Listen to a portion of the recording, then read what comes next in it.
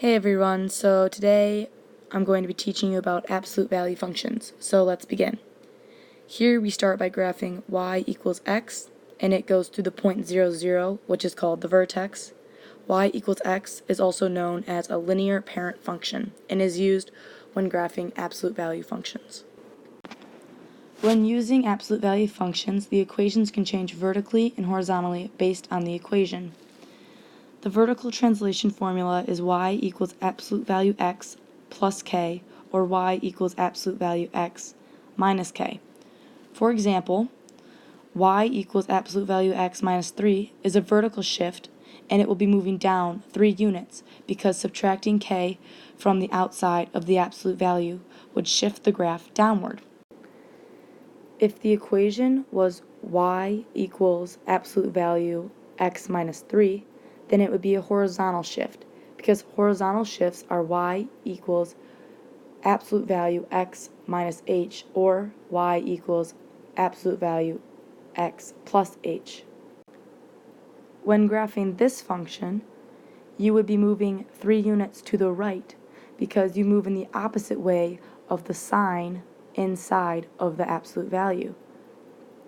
For example, positive means you'll move to the left, and negative means that you'll move to the right. The vertex is the point of intersection, and the axis of symmetry is also known as the y-axis. You can tell where these are located based off the equation y equals a absolute value x minus h plus k. The vertex is located at hk, and the axis of symmetry is the line x equals h. Now we're going to talk about vertical stretches. In the formula, y equals a absolute value x minus h plus k, the a is always before and outside the absolute value lines, and it'll tell you the stretch or compression of an equation. An example of a vertical stretch would be y equals 3 absolute value x. The 3 in this instance would be your a, which is your vertical stretch. You will start at 0 because there is no h or k in this equation, and h and k make up your vertex. You're going to go up 3 units on the axis of symmetry, also known as the y-axis, and plot your point. Then you will go up 3 and over 1, plot another point, up 3, over 1, plot another point, and do the same thing on the left side of the y-axis. When you're finished with this, the graph should look like an upward V, and that's how you graph a vertical stretch.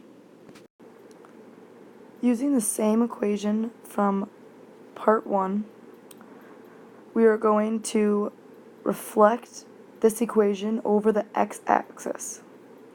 In order to do this, we must plug it into the x-axis reflection function, which is negative f of x.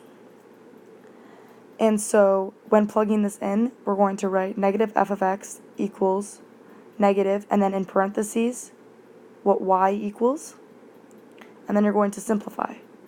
You'll get negative x plus 3. In order to graph this,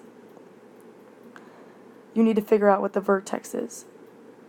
The vertex is 3, 0 because 3 equals h, and there is no k in this equation.